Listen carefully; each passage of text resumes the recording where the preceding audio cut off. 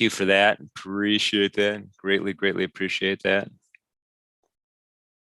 And I'm just going to configure some of my windows here behind the scenes before we get started. Humid here in Chicago. The rains are almost done. Jeff, good morning. Hopefully wherever you're at, it's a beautiful day. Ed, hey. Sherry, Cheryl also. Where'd my mouse go? Clint and Chuck. Move this chat box over to the other screen so I can see it a little better. Terrific.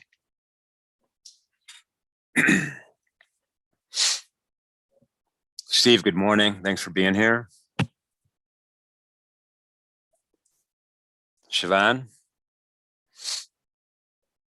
Awesome, awesome. We've got about 4 more minutes. For those of you who are new, this is Jim Cagnina with NinjaTrader, broadcasting from NinjaTrader headquarters in Chicago, downtown Chicago, overlooking the Chicago River, the infamous Chicago River. It's never started on fire, though, as far as I could tell, like the Cuyahoga has in Ohio. Might be a good thing. But thanks for being here. I'm going to do this. What I'm going to do here, I'm going to put my contact information into the chat box right now, and I'll do it again at the end. And I'm not going to pick on Ohio, Gail. I like Ohio. Been to Ohio many times with Junior. He was a high school wrestler, and we were all over the state of Ohio, including the Walsh Jesuit Ironman tournament. That was cool. That was in Ohio, just south of Cleveland, maybe. In any event, I do. All right. So I don't wear, and there's my phone number, guys. So I just cut and paste my email address, jim.cagnina@ninjatrader.com, along with my phone number. Feel free to reach out to me at any time. After this presentation session, whatever you want to call it, give me like 30 minutes to get my coffee refreshed and all that stuff. Christopher, that's a good question. I don't know the answer to that question, but I'll find out for you. I'm going to find out for you. Elena, all right, so there's several different ways folks could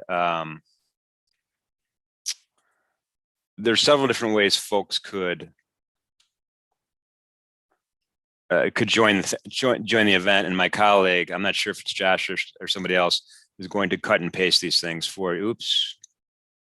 Let me just show this real fast. Here's my contact info. If you don't see it, cut and paste. jim.cagnina@ninjatrader.com, and then phone number there is 312-423-2233. And I believe that does go directly to me. Let me make a little space so you can see it better. And I'll share all of these links and more as we get going here. Something just weird happened on my other screen, but we're going to ignore it for now because we're still in business. I hope. Awesome. Sherry, hopefully you saw that. And again, we'll cut and paste it in again. So just so you guys know, I do have a trade idea going here, 2 contracts in the ES. I'm going to talk about my strategy and why I did that earlier today. And we'll walk through all that in like 1 minute, literally 1 minute. And we're going to put some profit targets in and all that stuff. I haven't done any of that stuff yet. I do have a stop, which is ridiculously poorly placed. I'm going to change that also. We'll go through it step by step, so we're not going to miss a beat. Okay, let me move the question and answer box over. All right, awesome. That's fantastic. And all right, let's get started. It's 9 o'clock. Enough of the pleasantries. I guess we'll call them pleasantries. And I do want to remind everybody, and this is really important, trading futures, options on futures involves substantial risk of loss, not suitable for all traders and investors. Oftentimes in futures trading, you have a high combination of leverage and volatility. And although that can be an equation for opportunity, it's also an equation for risk. So be careful, only fund your day trading account with risk capital. My personal definition, money I could afford to lose, doesn't change my lifestyle, doesn't lengthen my retirement horizon, and doesn't overly anger Mrs. Cagnina. Now that third part's a little tongue in cheek, I understand that, but stress in life matters. So be in a good place. When we're under stress, we make bad decisions. At least I do. I can't speak for everybody, but at least I do. So keep that in mind. Easy on the day trade margins. Yeah, we offer low day trade margins. It's very flexible for your convenience. Just keep that in mind. So be careful with that. We're trading on a practice account now, a real-time practice account. Everybody can get one here if you haven't had one already, and I'll share that. I'll share how to do that. It's pretty straightforward, pretty easy. And then lastly, past performance not indicative of future results. We're not going to talk about past performance. We never do. And again, real-time practice account, ninjatrader.com/risk. Feel free to read this at your convenience. All right, let's get into this thing. E-mini S&P. Type your questions as you go. I'll try to pick them off. E-mini S&P, ES. We had some unusual, not unusual, but I guess, yeah, maybe a little unusual activity here on the 310 bar. And then it followed through on the 320 bar. That's 310. This is Chicago time. This is Central time. And we kept going, and we kept breaking down. I mean, we kept breaking down. Something happened here, right? Something happened to cause price dislocation and to set the framework for the rest of the day, in my opinion. And so now this is becoming cornerstone or keystone candles number 1 and 2 right away. Warning sign. Got my interest going. And then, we kind of rallied back up. And then we had our open, right? We had our open. Another keystone candle, pretty big green bar at 840. And remember, usually the big bar is the 840 bar, not the 830 bar. 840 bar is the bar that usually is the biggest bar, and it tends to set the pace for the day. But in this particular case, the 3 o'clock, 310 and 320 had me worried, right? 310 and 320 had me worried. So I do have a short position here from earlier today, two contracts. And, right now, a couple of things we have to decide. Where do we place our stop? If this is this a good entry or is this a bad entry? I don't know. I think it's a good entry because I'm going off of the, what happened at 310, not what happened on the open, right? Not what happened at 840. And if you look at the MACD right now, it's pretty, I'm going to use the word innocuous. I don't know if that's a good word or not. We're kind of, we're going parallel right now. We're going sideways right now. There's not a lot of momentum, and it's not giving me any suggestion otherwise, right? So we're kind of going sideways, and we're not. We've already crossed up and over right in anticipation of the 840 bar. So that was actually a good signal if you were looking at the MACD. And you can use any oscillator you want. And this is just the oscillator we've been using. Sometimes I use the commodity channel index as an oscillator. And then on a NinjaTrader, there's so many different options. If you just right click and you click on the indicators, select indicators. And by the way, NinjaTrader is very easy to use. I mean, you just right click on anything and you're going to get what you need. And so there's all of these options here for these for standard stuff, right? I'm using the order flow version of NinjaTrader. There is a lifetime license discount going on right now. And it gives me a lot of great stuff. And, there's stuff called like the money flow oscillator and, Bill Williams, a Rune oscillator. You got to, pick your interests, practice with it, maybe in sim mode, and see if it helps you provide clarity for places for determining momentum and getting signals that way. And they're all lagging indicators, right? So there's nothing, so to keep that in mind. They're all lagging indicators. So I just have the MACD up here, right here. Standard studies settings. I haven't changed any of the settings, right? They're just sitting right there. And I'm going to say okay to that. All right, so other points of interest, the volume profile. I've set each histogram at 2 ticks high instead of the 1 tick high height of the actual volume profile histogram today, only because our range was a little bit bigger today, and I wanted everybody to be able to see how I have the numbers painted at each histogram level, right? So that can give you some help. Remember yesterday we had a point of control which was crazy long, right? Not the case right now. Point of control right now is this longest histogram bar, and right now it's kind of right in the middle, and it's relatively proportionate to the rest of the profile, and there's nothing extraordinarily out of whack like it was yesterday with it right now. We're trading smack dab in the middle of the value area. The value area is this the darker green and red, right? I have it split up between buys and sells on the bid, volume on the bid, volume on the offer. That's what the red and the green is. You don't have to do that. You could just make it all one color if you want. Really easy to do in the settings. The lighter colors, prices above value, down below, prices below value. So we're generating a pretty nice Gaussian distribution or bell-shaped distribution, which if this holds up, this means this point of control is going to be very important as we go forward, because it does tend to, on days like this, act like a magnet, right? You want to, an idea is to sell at the top of the value area or buy at the bottom of the value area. That's kind of the idea usually on volume profile, which means my order entry was pretty bad, right? So by that standard, my order entry here to sell two was pretty bad. But I was reacting earlier in the day to this actual early morning candles. And if you want to see actually on the chart how you could see, if you just go to data series, scroll all the way to the bottom here where it says plot executions, you could actually, let's just do a marker only, apply an OK, and you could see it adds these little arrows down here, what time frame I actually placed the trades, right? So you could kind of do some post analysis, what time frames, and you can see here I had an early morning trade as well. You could ignore that completely. That's not going to factor into our conversation at all today. Major says he can't see the screen. I'm hoping everybody can see the chart, right? Let's just do a double check here. Let's do a discount double check right now just to make sure. Okay. I'm not sure why you can't see the screen. All right, guys, got it. Awesome. Let's hopefully you could work that out on your end. Just wanted to double check. So what are we doing now? So let's look at some of these candles in more detail, right? So, and I'm going to hide these arrows here to make it easier. So I'm going to go right click again. Again, everything's right click. It's really simple. Scroll down to the bottom here and just say do not plot. Plot executions. Down here, do not plot. Apply and OK. All right. Now, where's support and resistance right now, right? I'm going to draw a rectangle.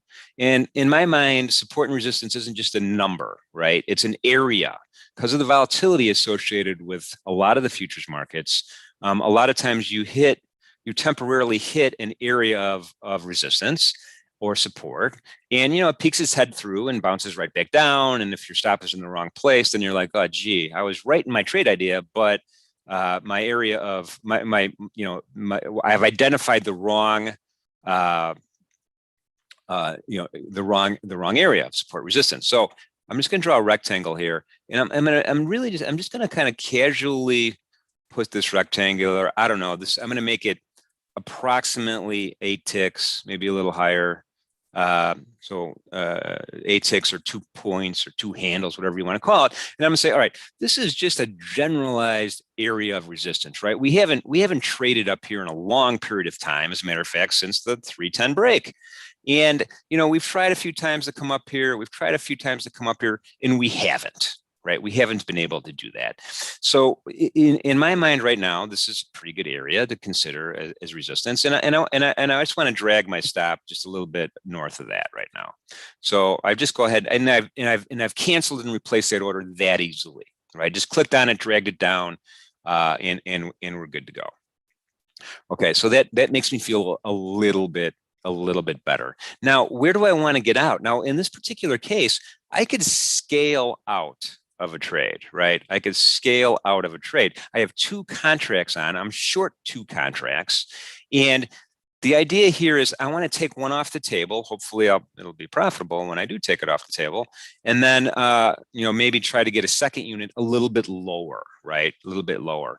And let's take a look at some of these wicks here. So we have a wick here right at the, this would be the 850 bar, and then a lower wick, and then pull back up here, a little consolidation. I want to see this lower wick challenged and even taken out, right?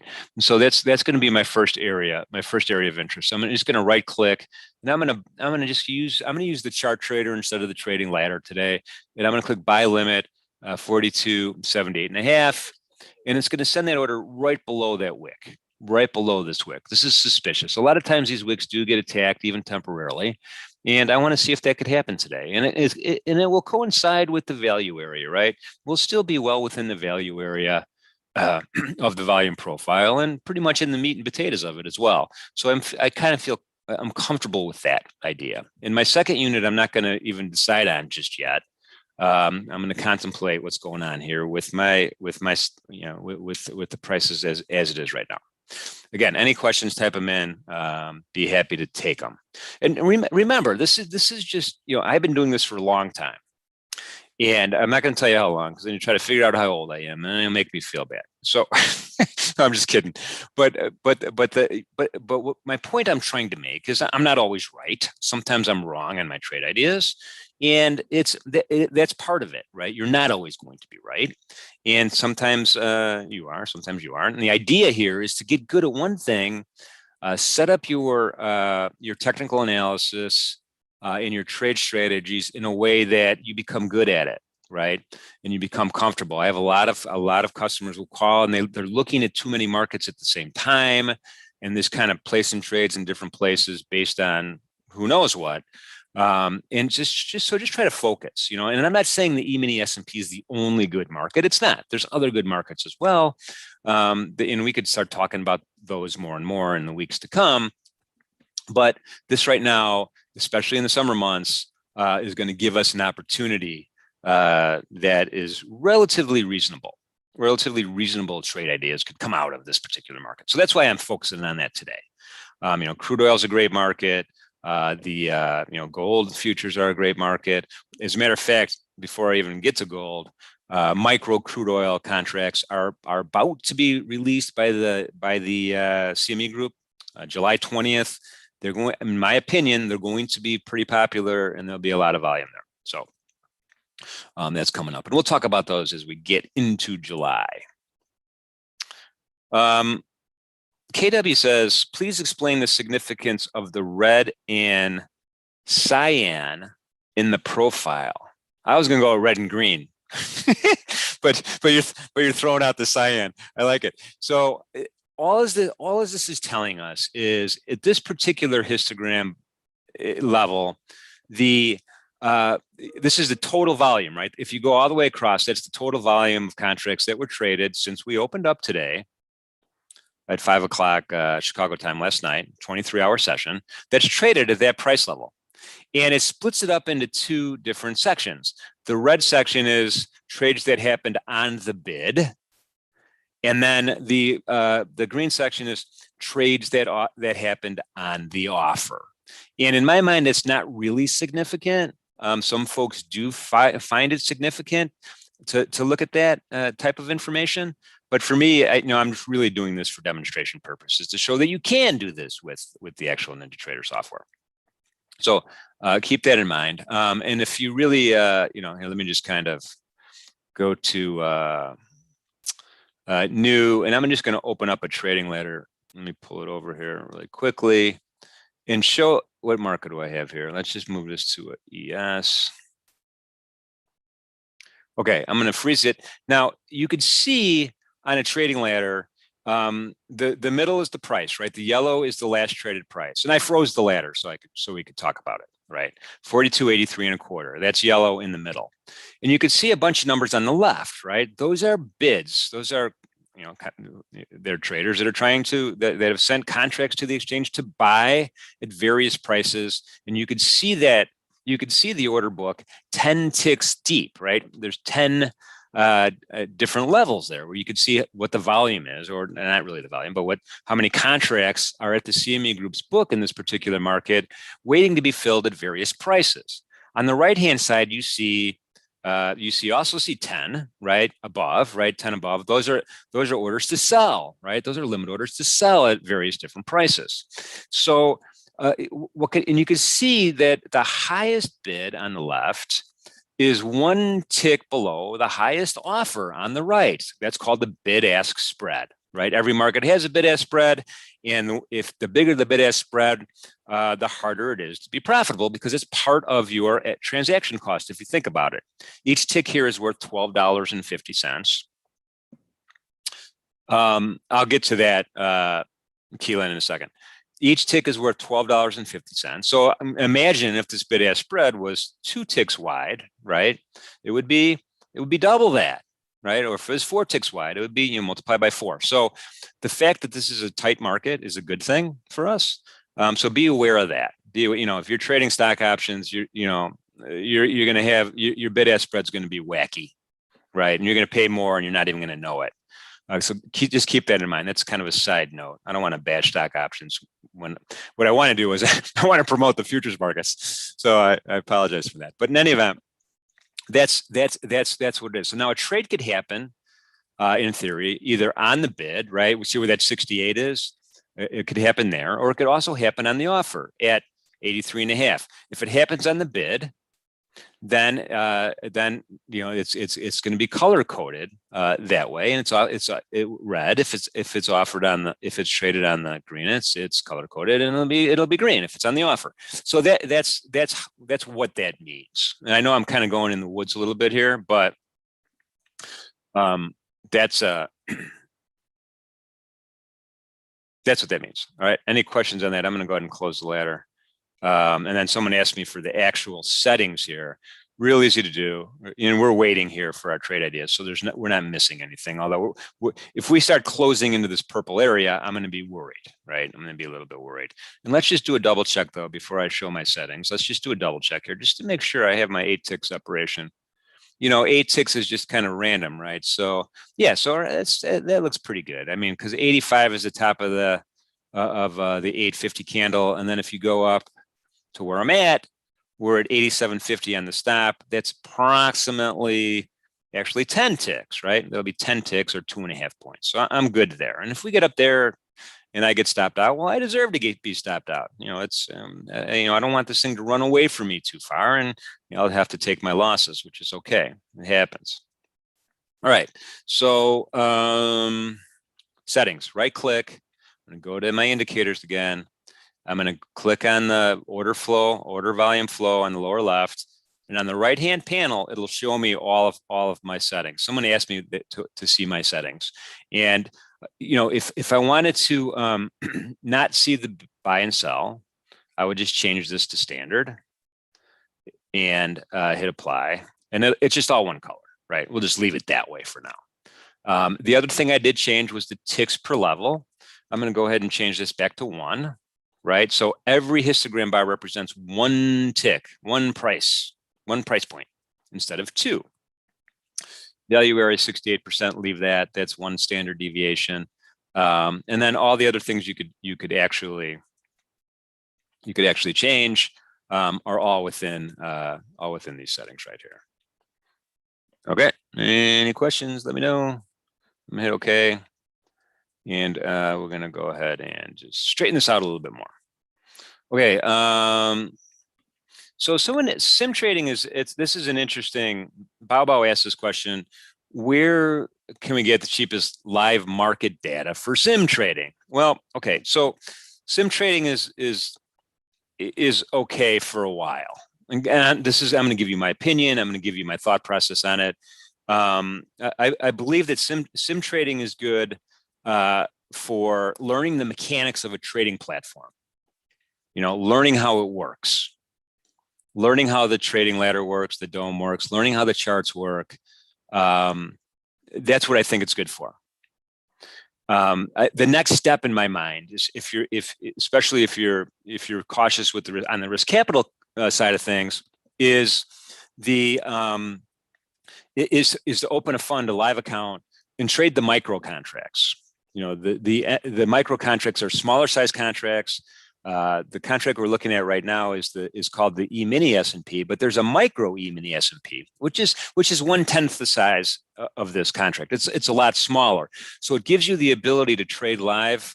It gives you the ability to trade live money, and then believe it or not, at least in my experience, once you start doing that, even with the micros, all of the psychological impediments that challenge us are going to come to the surface. As soon as you start trading live money, it's a completely different experience than sim trading. Whether you like it or not, it's psychological. It's built into our biology, right? Dopamine, adrenaline, fight or flight response. All of these things are triggered.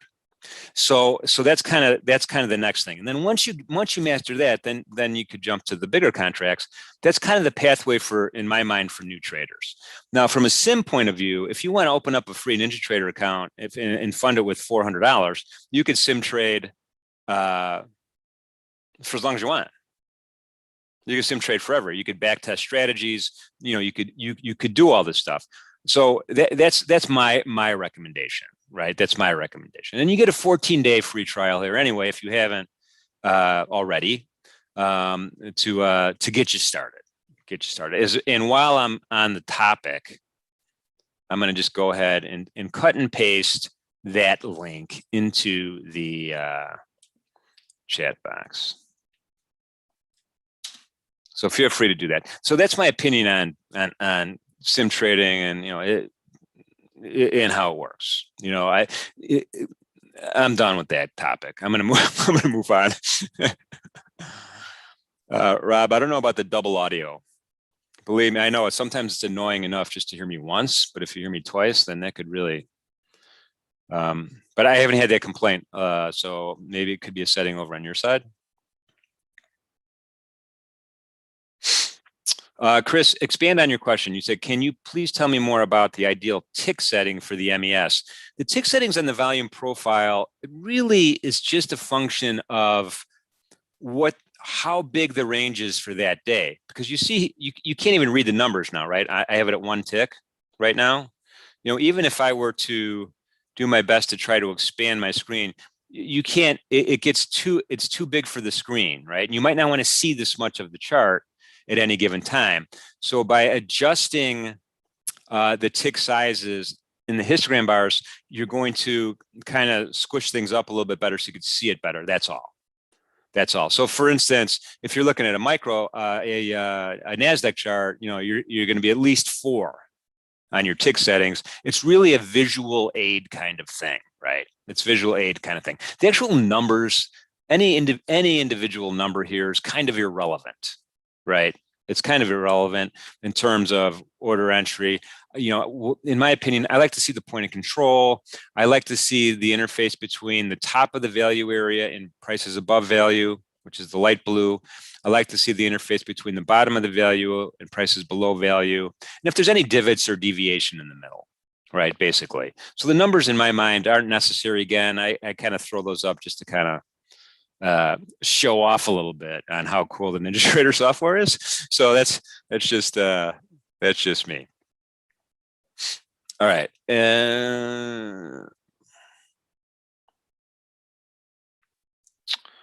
So the candlesticks are, that's just a default setting. My candles aren't any different than anybody else's candles, but I can go in the settings. I'll do that in a couple minutes.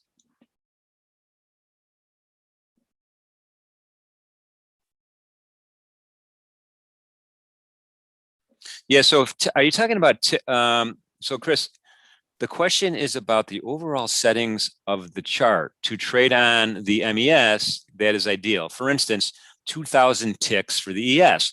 I don't, a tick chart, tick chart's a different thing, right? I don't have a tick chart. I have a 10-minute chart. And so I think now what Chris is referring to is the ability to set, instead of making these candles 10-minute candles, make the candle formation based on a number of ticks, right? 100, 200, 300, 400, whatever you want. And it's a similar, it'll look the same, but it means something different, right? You're tracking candles based on ticks, not based on time.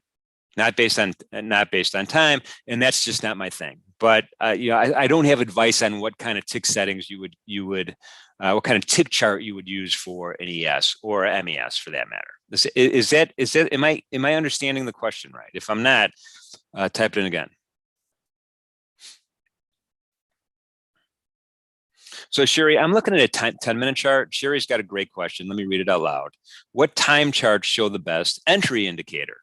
So in NinjaTrader, it's easy to have multiple time frames up at the same time. And if I had the real estate, I have a couple screens going, but I'm running Zoom and some other stuff on the other screen. You could easily have a 30-minute setup next to a 10-minute setup next to a 60-minute setup next to a daily.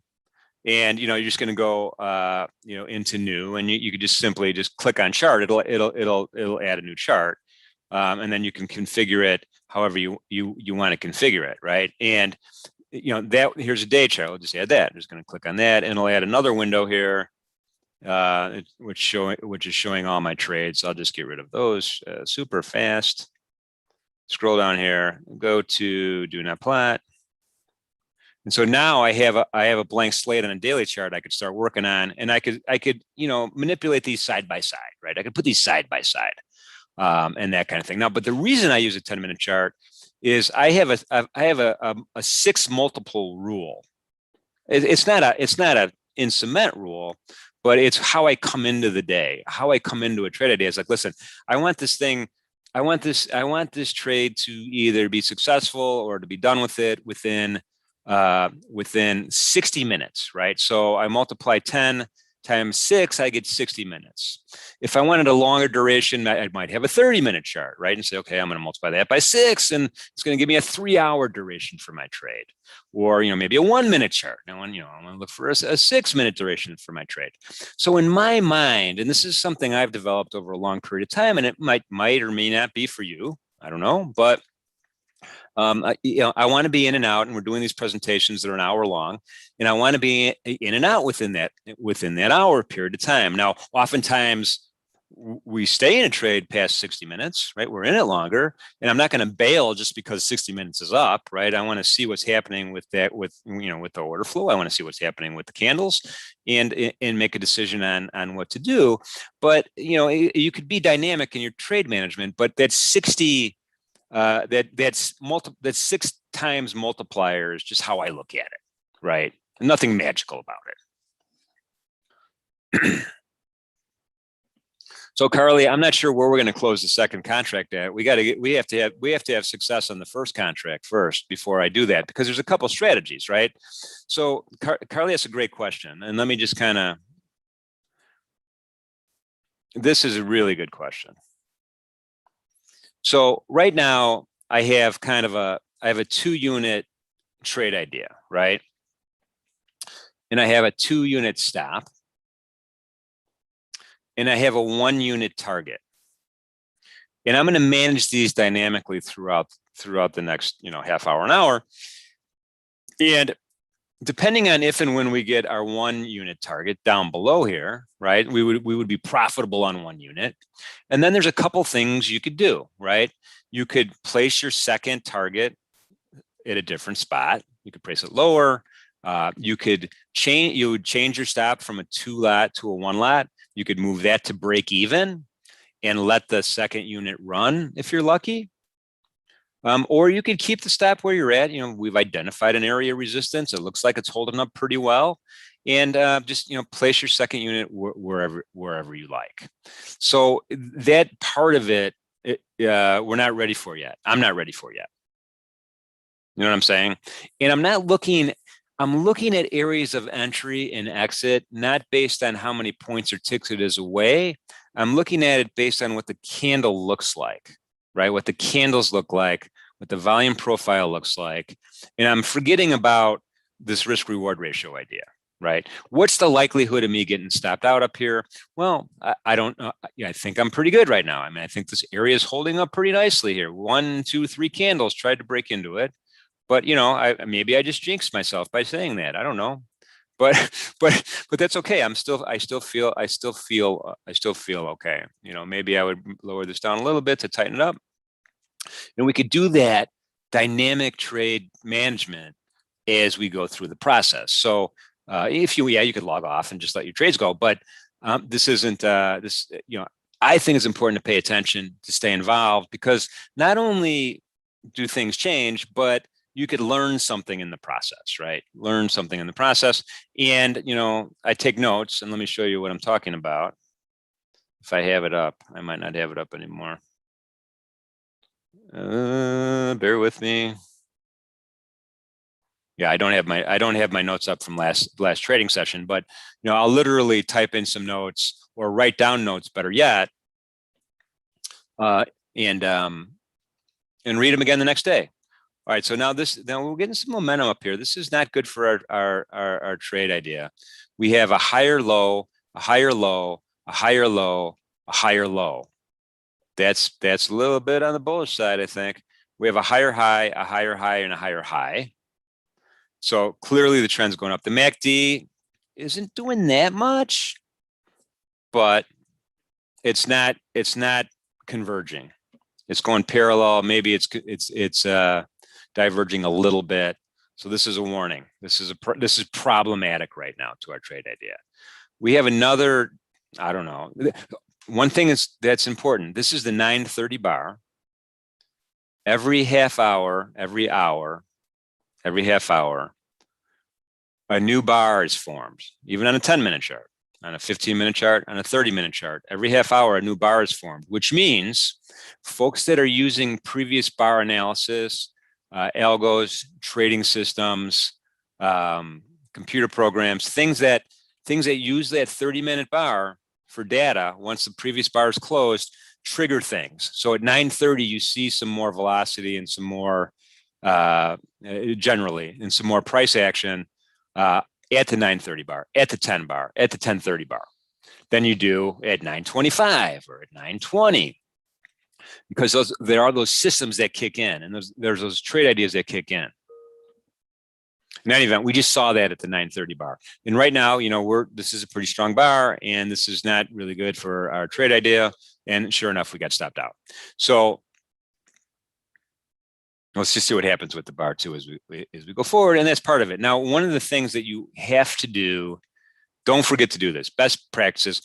We have this target down here dangling, right? Buy one on a limit. Make sure you cancel it.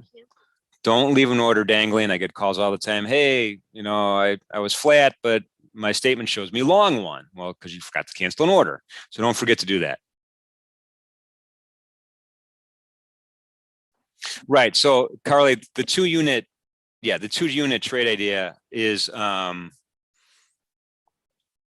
you don't have to move your second unit to break even, and let the second one run if you don't want. Right. You don't have to. You could just leave the same strategy up if you feel the strategy is still valid. So, all right. So, it was a trade idea. It didn't work. My entry, as admitted, was a bad entry. We're trading well into prices above value right now. And, I'm interested to see where this candle closes, right? Where this candle closes in relationship to my original blue rectangle. We're going to wait to see. But we have another higher high here. Again, these 1, 2, 3, 4 higher lows, higher highs, very bullish right now, very strong. MACD starting to diverge a little bit more, which is also problematic for that original trade idea.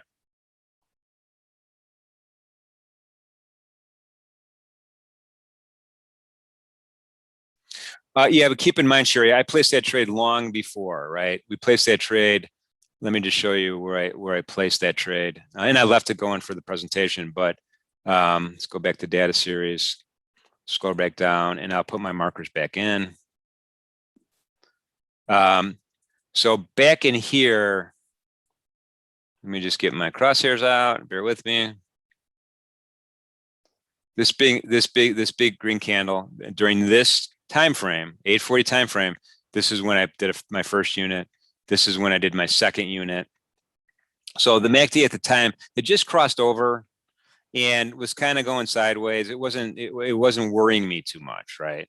Again, I was looking at these two big keystone candles here, and one of the things I'm going to write down in my notes is compare early morning European session candles that are extraordinarily large to formidable candles that are in the opposite direction around the open in the US markets. So, I saw these two candles. It freaked me out. I thought, all right, it's time to try to get short. And then this candle turned around and was formidable. So now the next time I see this, because I'm going to write it down and I'm going to memorize it, I'm going to say, hang on a second. If this 840 candle, which is usually a pretty impressive candle relative to the other candles, then maybe I want to wait before I jump in. Maybe I want to wait, especially if it's an opposite. So that's my note. That's what I learned today. That's something that I learned today. And as you go through this, I've been doing this for a very long time. You're gonna learn something. Always. You're always learning. You're always learning, and things are changing all the time. Things are different all the time. Let's just take a look at my other notes here while we have a lot of time left on the clock, and maybe look for another trade idea. I want to see how this candle closes. We got 5 more minutes before we do anything. Today, I kind of write down, cut and paste what's going on for the day. MBA mortgage applications were released early in the morning, 6 o'clock Chicago time. Decrease in 6.9%. This kind of varies week by week by a lot.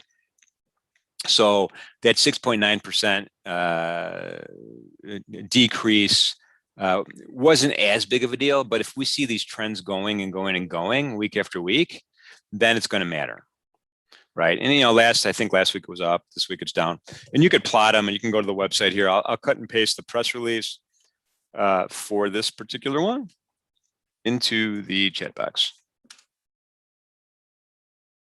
Okay, and then Raphael from the Atlanta Fed was speaking today. A lot of times you get clues. They stream their speeches a lot of times through YouTube, and they're usually very interesting. And all of the Fed speakers, and remember, there's 12 different CEO and presidents of Federal Reserve banks. These are the regions, right? There's 12 of them. And, they all go out and they do their thing, right? And they have a mission, and their mission is keeping inflation in check and trying to achieve full employment for the economy. And they'll be quick to say, our mission has nothing to do with appreciating asset prices. And I would, come on, man, really? I think that's kind of a background issue. But they'll go out of their way to say, no, this isn't our mission. But I do believe it's part of it. So anytime they're speaking, their mission, they go out in the world and they try to calm everybody down. It's a calming effect.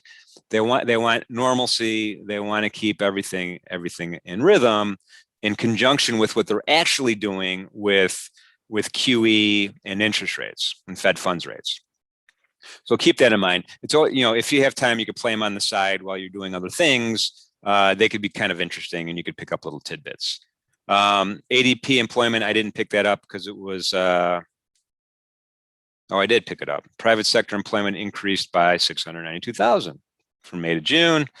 Again, another thing you want to track and chart to see if there's a trend there that's interesting. Let me cut and paste the press release for that one. So if you're really bored and you're really geeky, then there you go. Okay. Chicago PMI, again, I was setting up, so I don't know what that number was. Pending home sales. So those are the major ones for the morning. EIA Petroleum status report. That's a big one. That's a weekly report by the Energy Information Association, which is a subgroup of the Department of Energy, and it's a supply report. This is very much a supply and demand market, and this does move the energy markets, particularly the light sweet crude market, the CL. We're going to be talking more about the light sweet crude going forward, because the micros are coming and they are going to be popular. And maybe we'll focus more time on the micros going forward also, because today's trade would have been better with a micro, because we would be able to scale in and be more patient on where we placed our stop. It's one of the benefits of the micros. And then there's this thing called the Survey of Business Uncertainty. You know, every Fed, all the Fed folks, all the 12 different entities want to try to get some kind of, they kind of want to stamp some kind of monthly or weekly report on the world. And this is what the Atlanta Fed came up with, Survey of Business Uncertainty.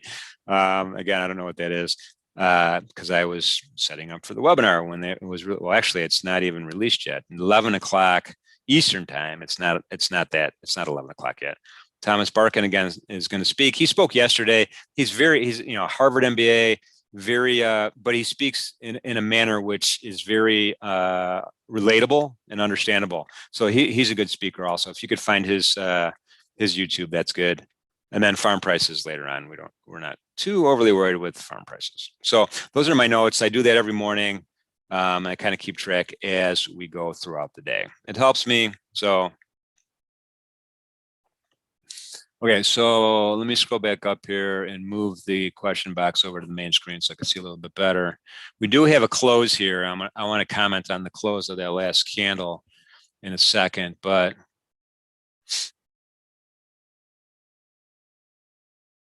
so Sherry asks, so the news affected your decision. Between the news and MACD, what weighs stronger for decision making? So news is important because there's a couple different types of news. Let's start with that. There's news that's planned ahead of time. We know it's coming out, right?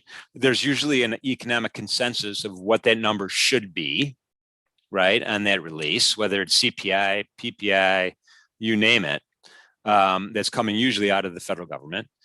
Sometimes, you know, mortgage information and new home sales and stuff come from private entities.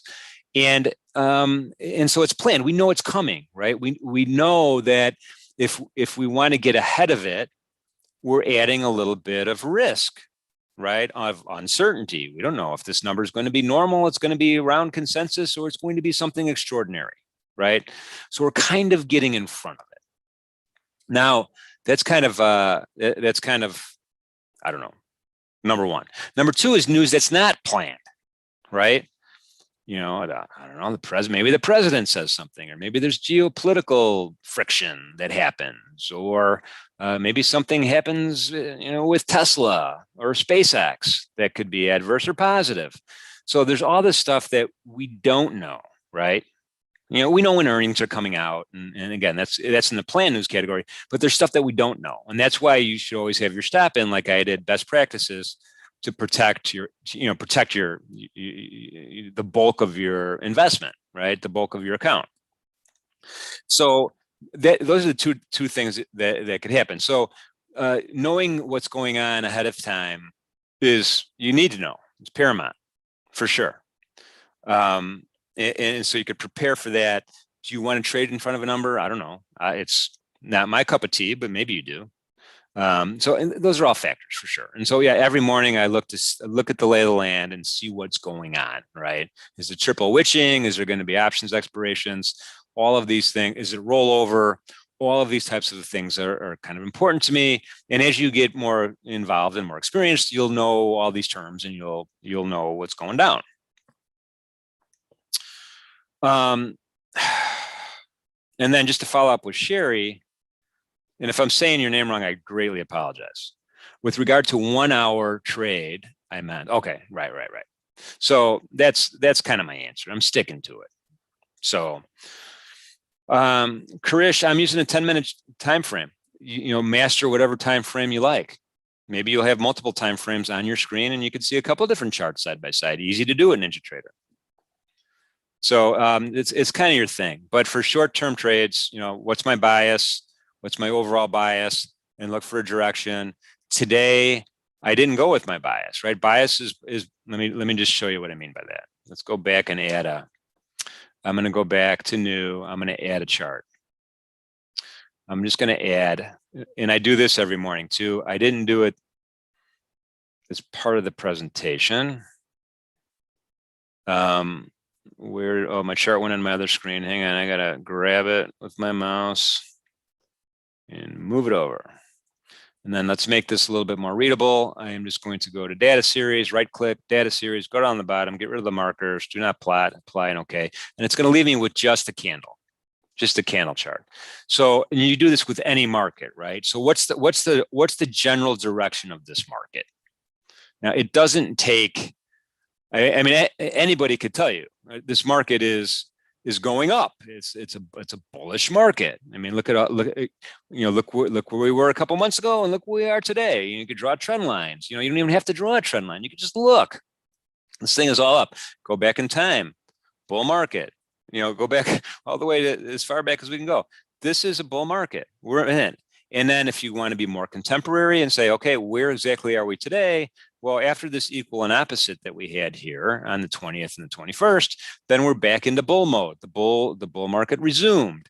So bias overall is bullish, which generally means I should be looking for places to buy from a day trade point of view, but I made a mistake. I didn't. I looked for a place to sell because I was worried about that 310 bar, right? Another thing I'm going to write down on my notepad. That was a mistake. Looking for places to buy. Now you could trade the counter trend trades. Sometimes they're good. Sometimes they're not good. They're a little bit, in my opinion, they're a little bit harder to be successful for a longer period of time, and you have to be a lot tighter than I was to do that. But anyway, that's what I mean by bias. I don't know who asked that question, but that's kind of the first thing that I'd like to look at. Let's see what's happening with this candle though. So we've clearly not only closed, but penetrated my rectangle, right? So what does that mean? That means, that this area is no longer, in my opinion, considered resistance. We've gone through it. We've penetrated resistance. We've closed above resistance. We're still driving north. We're still going north. So I'm going to leave that rectangle there, though, and think about it, because sometimes support becomes resistance and resistance becomes support. That's a weird thing. I know. I'm just going to do another line. I'm going to do a horizontal line here, and I'm going to just put this line right above here, early morning, right above my, our big red line here. And I'm just going to see where that lines up with respect to my rectangle. And it's right north of that, right here as well. So again, now I'm starting to develop and define an area of support if this continues to close higher and higher on these green candles. So I'm not there yet in my mind. In my mind, I'm still not sure where support is. We're still having higher lows. We're still having higher highs on the candle. We're trending up. That's what's happening here. All right, let me just remove that, make it a little cleaner. Karish says, I don't seem to get fills even after a few times, the P&L changing to green. I'm not sure I understand the question. Christopher, no worries. Thank you for coming. I appreciate that. Yeah, send me an email and I will do my best to get you whatever information that you want. KW, I do not have a news event indicator. Chris says upward. Carl says, hey, Jim, try control F12. And I think that toggles the market's entry on the chart. Okay. Not sure where that comment's coming from, but I gotcha. Thank you. All right. If I missed a question, KKHY says, is there a way to draw a vertical line at the first 930 candle to aid? Yeah, you could draw for sure. All right, let me just show you how to do that. You're just going to go to your drawing tool, and then you could draw a line, a ray, a line with an arrow on it. You name it, you could draw it. But literally, if the 930 candle, it's just if I want to draw a line from the top of it, let's say over, it's real simple to do. I'm not, my finger's not as steady as probably yours is, but that's how you do it.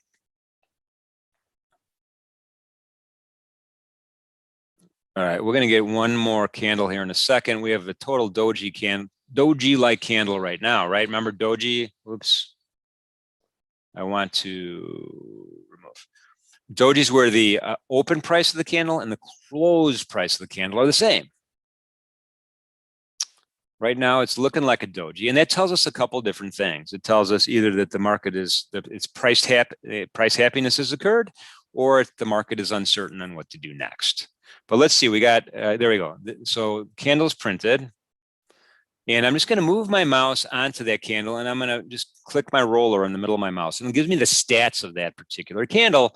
And the open price was 87, 42.87, and the close price was 87.25. So there's only one tick between the open and close, right? That's almost as close, almost as good as a doji as you could get. Obviously, it would be perfect if it was the same price. You know, the open and close were the same, but this is only a tick off. Again, market certainty or uncertainty or market happiness, depending on your point of view. And in my mind, this was market uncertainty, right? And it could even be a turnaround doji. Let me talk about turnaround dojis. And you see these more on daily charts than you do on an intraday chart. But what a turnaround doji is, it's where at the high of a move, you get a doji. And then if you get a series of red candles after that, that's considered a turnaround doji. Now, I don't know if this is one or not right at this particular moment. But the counter trend traders are kind of licking their chops right now and saying, all right, if I can get any downward momentum here on this red candle, then I want to try to get short. So, you know, we'll see. We'll stick around for a couple more minutes to see what happens with this candle. And to see if this particular candle, and I'm going to go ahead and do something I've never done before. I'm going to draw an ellipse around the alleged turnaround doji.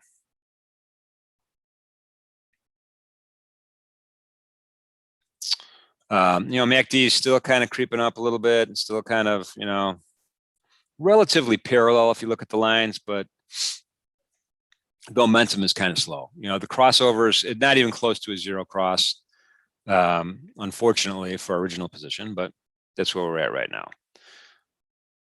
All right, let me put in it while we're waiting here. Let me just cut and paste a couple of important links. I've already done some of these, but let me find them. And then I'll show you on the screen actually, because there is a promotion going on right now. It's not too late to jump on it. It's for the order flow lifetime license. I'm going to go ahead and just cut and paste this link into the control panel here. And that's the open account link, NinjaTrader open account link.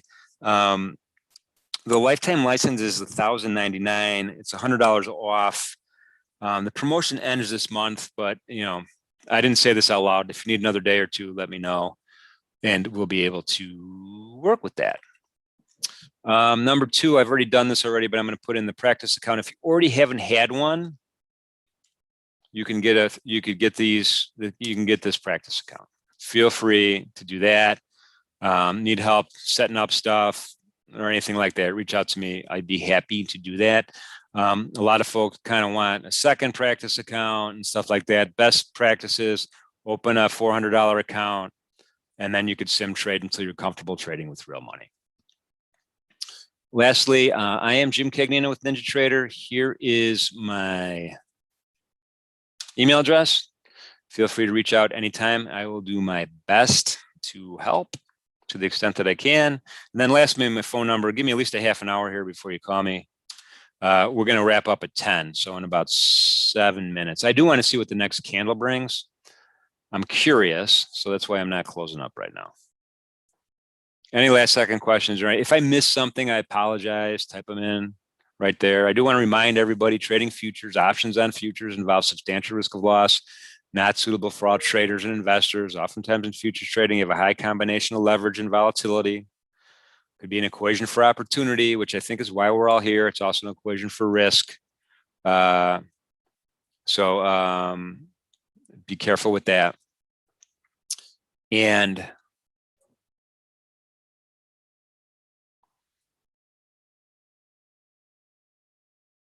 thanks for that, Jackson. Thumbs up.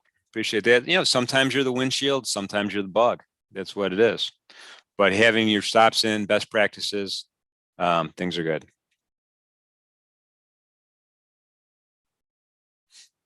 Yeah, I think, Bill, you just need one lifetime license, right? You'll have a username and password that's unique to that account. So Fibonacci is not something we did today. And on today's chart, there's a couple different ways to do that. The obvious way right now is low to high, right? So if I add my fib, I'm going to go to my drawing tool. I'm going to go to Fibonacci, and then and I'll just estimate it here on the left hand side, so it's out of the way. And I'll go to my high, low to high, and those are my fib numbers, right? Those are my fib numbers. So what I'm doing though is I'm doing the whole football field, right? I'm doing the whole field. I'm doing low to high. Now, if you wanted to be more contemporary, I'll use that word. And again, these are just estimates. I just this isn't perfect. Don't everybody shout at me. Another way to do it in this particular chart layout is I'm going to go to the pre-market low here at 8 o'clock, and then I'm going to put it there, right? This gives me what's happening pre-market, market, kind of ignoring everything that this low of the night, which gives me some more points of interest, right? Point of interest, 38.2% right here. Still kind of far away, but it's a point of interest, whether that's my target or whether that's my stop. So that's how I would do that. And you could customize the fib just by right-clicking on it and going to properties. I would get rid of the 23.6 just as and 76.4. Hit OK. Hit apply and OK. Change the colors, the lines, all that stuff. So that's hopefully that answers your question. Shoot me out an email, John. I'll get you the links to the recordings. They're on the YouTube channel, right? A NinjaTrader YouTube channel. But if you need more precise direction, let me know and I'll shoot them off to you. Charles, so you got to fill out Charles says, where do I send my $400? Don't send it to me. That would be bad. You got to fill out an application. So that link I just put in there, or you could just go to NinjaTrader.com, the website, and let me pull that up real fast to show you if I could find a web browser somewhere.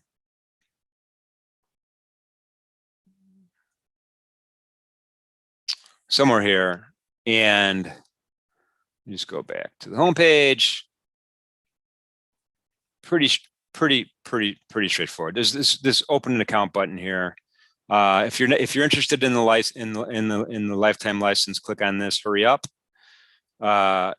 Otherwise, hit that open account button. I think it's going to take you to the same place actually, and then you just start the process. You're just going to pick futures, and you're going to go through the process.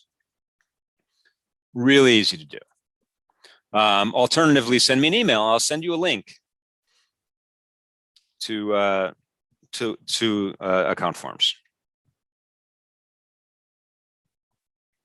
Sherry, thanks. I continue every Wednesday for sure. We're going to be in this exact same place, so feel free to come out anytime.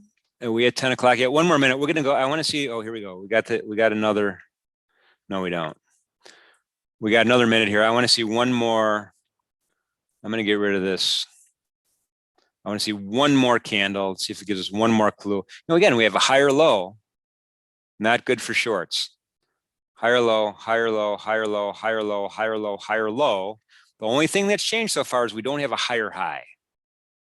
We don't have a higher high. And I doubt we're going to have a higher high before the next candle pops up. Sherry says cumulative delta supporting this move. Yeah, the order flow tools on the lifetime license version here. There's a lot of them. I haven't even used them all yet. We've got order flow cumulative delta, order flow market depth map, heat map kind of thing, order flow trade detector, the order flow volume profile, which is I'm using, order flow VWAP, which is also kind of powerful, I think. So those are the main order flow stuff that you're going to get here. All right, we're getting close. Maybe we'll make a new high on this bar.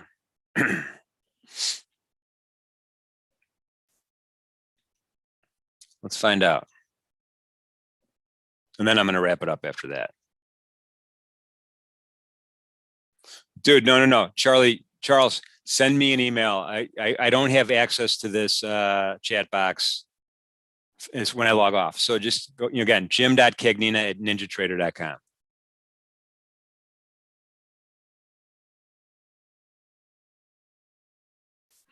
I don't, was Bronco. I don't, Bronco, are you from Croatia originally? I have a friend named Bronco Vardajan. Here in Chicago. Great guy. So I don't know. I don't know why they're so different. I mean, the MES is going to have a different volume than the ES, right? If you hold up the trading ladder side by side, you'll have different bids and offers on the trading ladder. It's just a different volume. So that might skew things a little bit differently. Generally, it should be relatively in sync, just from a general point of view. But I hear you, it could be different for sure. And you see that even more precisely in the micro NASDAQ versus the NASDAQ. The E-mini NASDAQ versus the micro NASDAQ. All right, here we go, 10:01. And remember, on the half hours, we're going to see these candles move a little bit more. We have another higher high. And there's the counter trend trade now is not something I'd be interested in. Higher lows all the way up, higher highs almost all the way up. We had a little bit of pause here in the previous candle. Not enough information in my mind to go ahead and start doing counter trend trades. Again, my opinion. All right. I want to thank everybody for coming today. We're going to be doing it again next Wednesday. And I do want to remind everybody, be safe out there and be good to each other. Take care.